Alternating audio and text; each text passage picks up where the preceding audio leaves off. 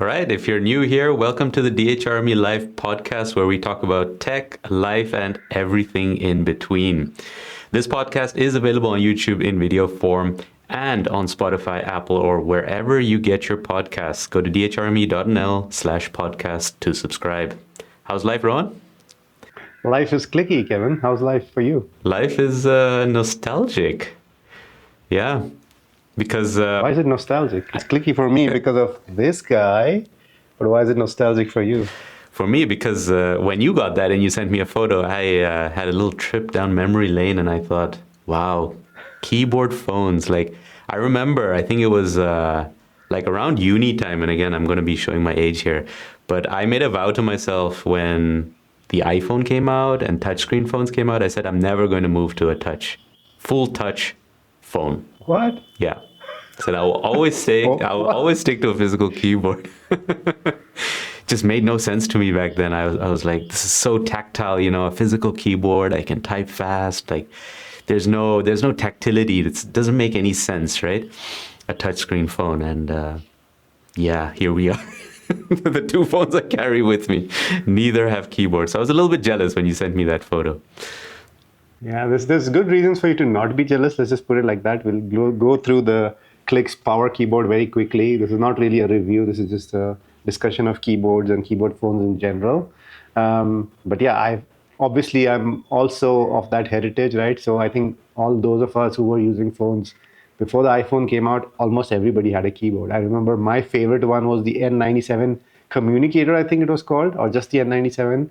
It was a Nokia phone, which you could, turn to landscape and slide out the keyboard. Yeah. And it would have this kind of laptop angle with a keyboard at the bottom. And it was so freaking cool, but it was terrible at performing. It was so slow, there's so many bugs, but I loved that thing. I really, really enjoyed that thing. Was it running on Symbian? It was running on Symbian, yes. Yeah. Because one of the last versions of Symbian that Nokia supported, probably. Because the one that I was rocking, the one with the full keyboard, was the Nokia E71. So it was kind of like the business collection of phones. You had the E51 and the E71. The E51 was just a candy bar style, and the E71 had the full QWERTY keyboard, and also running Symbian, right? But did you use any other kind of like keyboard phones except for the N97? Yeah, I think I had a Sony Ericsson, if I'm not mistaken, it was a K90i, don't quote me on that. Okay. But it was a cyber shot phone, so it had like this camera button on the side and stuff. Ooh. It was one of the coolest cameras back in the day. I think it was even like a whole 2 megapixels or something. It was crazy. Yeah, so I did have quite a bunch of keyboard phones. I think most people who use phones before iPhones tended to have that. And now they're kind of coming back, like how I believe, in some ways, running is coming back, right? Like when we were cavemen, we had to run, so we were fit. Yeah. And now we're kind of running because, okay, we want to maybe look better or feel better, but we don't have to run, right? No. So it's kind of that kind of resurgence of old retro tech where, there's probably some use cases for it, but maybe I can talk a little bit about the Clicks Power Keyboard and then go into what you think of it. Yeah, I mean, tell me a little bit about how Clicks started, right? Because so I mean, it's been co-founded by somebody we know. I think calling Michael a friend would be a stretch, but he's definitely a tech journalist acquaintance. Yeah. We've been in touch with him over the years. We interviewed him back in 2018, right, at IFA, asking what his favorite headphones were. Do you remember that? I think they were the Bose, right? Quiet Comfort. Yeah. Right. That was fun. Meeting the people we kind of grew up watching on YouTube. That was a fun moment. But yeah, indeed, founded by him together with Craigberry Kevin. Not me, but yes. No. He, I think, was someone who was super, like, I remember back in the day, I don't know, did you ever use a BlackBerry, by the way? No, I never did. No? I never did. Actually, because I stopped, no. Because we were going to record this, so I have it back here. I was charging it. Is this BlackBerry that I still have. It's the Curve 9320, I think. And damn, like, nostalgic. I just powered it on. I was charging it. Like, it doesn't I don't think it does anything more than just calling an SMS, because BlackBerry was very clever with having their BlackBerry, what was it called? Messenger, like a right? package or something, or a Messenger. Messenger. Yeah, like the service that you needed to take apart from just having mobile data, you needed to have their subscription. And then BBM, right? BlackBerry Messenger and all that we used to work. So, but yeah, I got this for work, and I just had emails and stuff like that. But very, very basic. But the keyboard was fun to use. So anyway, he was someone who was a big fan, and he, I think, went down the whole path of how can we bring back keyboard phones, and then he founded Clicks. But I think, again, correct me if I'm wrong, he got the rights from BlackBerry to reuse it, or he bought the patent, or something. Something happened there with BlackBerry. Yeah. Yeah. But anyway, they founded it together. Yeah. So we're back to the keyboard world, and I don't know if you guys want a quick review of the Clicks keyboard. This is called the Clicks Power Keyboard, by the way. This is not one of those keyboards where you have to slide your phone into it. Can just, if I can get my iPhone here, just magnetically clasp. So you have like two positions. You can squeeze. That's not good. I dropped my iPhone. So you can slide it up like, oh my God, I dropped it a second time. This is not good marketing for them, but I'm not trying to market for them. We bought this with our own money. So you can slide it up and start typing as a portrait, but you can also slide your phone sideways. And then you have wing mode. So like the LG Wing, you have a landscape phone with a keyboard in the front, underneath it. So kind of cool that it does that. Strong magnet, despite how I dropped it a couple of times now. You have to be a bit careful with it, but so it's good. The keys feel really good, and you would expect that, right? Like for a product like this, keys feel solid, mechanism feels solid. Yeah. Even the sliding mechanism, I can see that the rails are metal. So I think they are quite well built. They feel substantial, and you can connect tons of devices, and there are shortcuts. I think you connect up to 9 Bluetooth devices, if I'm not mistaken, or 10.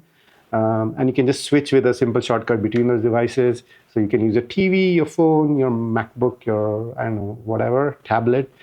But it's not all sunshine and roses, Kevin. Yeah, because I remember the first version that they brought out, just the Clicks keyboard, was like you said, you had to put your phone into this case, which had the keyboard to it, made the phone very big. And you couldn't easily swap out to other phones because it was made for that phone, right? So, but this is compatible as long as you have MagSafe, I guess. Or you use it as a Bluetooth keyboard. Yeah. Exactly. Okay. Yeah. Exactly. So, yeah, and the key layout is quite nice. If I'm looking at it, you're getting a whole QWERTY setup. There are quite a lot of shortcut buttons at the bottom here. If you see, there's a click shortcut button, and it's kind of fun. I must say, I was like, when I had it, when I look at it, I feel like, oh no, I need to type on this. It feels so nice and fidgety. However, when you use it in real life, not quite the same story. First off, you use, if you're using it with an iPhone, one of the things I realized after using this for a couple of days, on the iPhone, do you know what happens if you press down space bar on the iPhone keyboard, Kevin? Yeah, you bring up the cursor, right? So you can go through your text and stuff. Exactly. Yeah. Exactly. No such cursor features here. So you press down space bar, you're just getting many space bars. So you have to go to the software keyboard for that. And I'm sure there's some settings on Android that are not fully accessible. I haven't tried it too long with Android, but that's the one thing that immediately kind of stood out to me. Okay. And then I think the whole thing is my first question that came to my mind was why? What problem is it solving? Because, look at this. I put these two together. It's now twice the thickness of my iPhone 17 Pro. You see that? and I'm risking this dropping, and risking this being thick in my pocket. Yeah. So one more thing I have to charge, even though it can reverse charge. Yeah, it's just so obviously this is not a product for me. I can't even find a single case where it would be a product for me, except maybe for my TV when I occasionally need to search a YouTube video. But I do that using voice anyway, and it works perfectly fine. So expensive solution for a keyboard for your TV, then. Yeah. Right. Exactly. Speaking of, it was what was the price? Let me just double check on our order. Clicks confirmation. Yeah. Was it $70 or something? I think it was about 100. Okay. At least 100 euros I'm looking at. They have a discount going on. At least I'm checking on the website. I don't remember what we did for the pre-order, how much we spent there. But it was something like that. I think we spent 80. 80.83 I'm seeing. Yeah, that So could be. that's not, yeah, that's a chunk of change. Yeah, yeah. However, I don't know. Are there keyboard enthusiasts out there? You think, Kevin? Are you a keyboard enthusiast? Tell me more. Um, no, I think I've gotten very much used to you, despite my vows years ago. I think I've gotten very, very used to just keyboard, touchscreen typing, especially because, I mean, I've tried a few, right? I've tried, what is it, like Swipe and Microsoft, whatever, this keyboard, Samsung's keyboard, iOS, all of that. But Gboard, I mean, incredible. Just like how it's able to recognize the next word even though you mistype and all of that, and the autocorrect has just gotten so good. Whereas with mechanical keyboards, I feel like you need to be a bit more accurate. Whereas you do have the muscle memory in your favor, but still, right? I don't know. I don't know if I would go back, to be honest. I haven't used a keyboard phone ever since back in the day, which was like now, what, like 15 more years ago? So I'm very curious because we did also pre-order the Clicks Communicator, which they've a week ago, I think, dropped an early look at it. They had a functioning model and all of that on their YouTube channel. So I don't think that one's been shipped yet, but I'm very curious. That'll be the actual phone that I'll be using after a long time. Yeah, there's a couple of issues for me is like, so this thing itself, the power keyboard is nice and light. It fits really well. Okay. But moment you add a phone to it, it's almost unusable in terms of weight and weight distribution as well, because you're going to have a top heavy part and you're going to have this tiny keyboard at the bottom and you're kind of trying to balance it. Even my iPhone 17 Pro, which is not necessarily the biggest phone, is not even the max. I do struggle with keeping it in place, and when I slide it, I'm afraid it's going to fall and stuff like that. So there is that, but So what do you do when you keyboards? slide this in? Do you keep this in your pocket together, or do you separate them? What are you doing?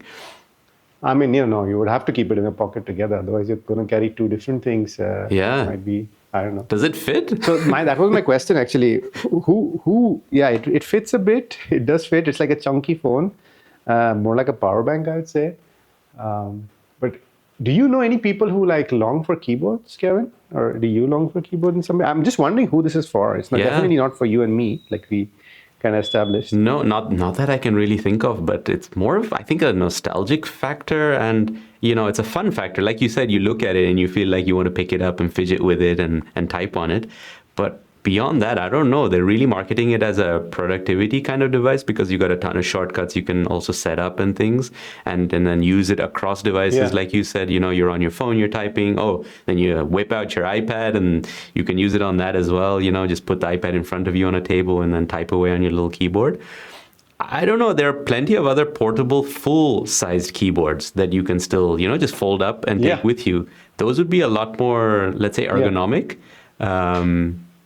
I'm afraid I'm going to cramp up with my fingers, to be honest, because I have to put a lot of pressure, at least a lot, let's say, relatively more pressure than typing on a glass surface. So I don't know. I'm very curious. Like, how has your typing experience been? Have you gotten used to it a little bit? Are you able to type more or less as comfortably as on a glass surface?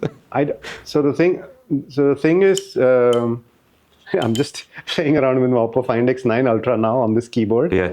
And it is totally not usable. I mean, look at this guy. Seriously, this is huge. Yeah. And this is, turning it is because of how the magnet is placed. It's not centered anymore. So I'm getting kind of a sideways, an L shape instead of a centered horizontal thing. Yeah.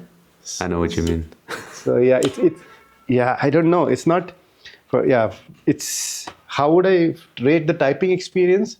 I think if I had to type normal stuff, like just regular dictionary words, it's fine. The moment I have to make some sort of, like a custom word, which is like, I'm typing a half Dutch, half English or half Hindi word, it just then you have to anyway tap the screen because you have to select which word you're actually typing. And then you're like, okay, it's that much farther away. Yeah. I think maybe if I were to really be interested in using this, I would just turn off autocorrect. And kind of hope that I learn the keyboard so well that I never make a mistake, or if I make a mistake, it's one letter and you can kind of guess in context. Okay. So my typing experience I love the keys. Like I couldn't do a better job than this hardware wise, but I'm not sure this is, Yeah, I think better than a that's digital also keyboard. what they were really raving about, is perfecting the keys and the tactility of the individual keys and perfecting those. So I can imagine that experience is good, but indeed it also doesn't make it a one-handed experience anymore, right? Your phone, you'll have to detach No, it. definitely not. Yeah.